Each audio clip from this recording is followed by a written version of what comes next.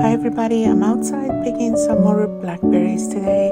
I have gotten scars on my hands from the last time because this is a wild blackberry and it's filled with thorns all over, but they are so tasty I can't stop eating these.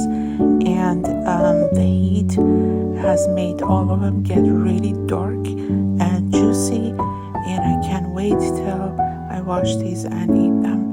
They are amazing and I love them. Thanks for watching.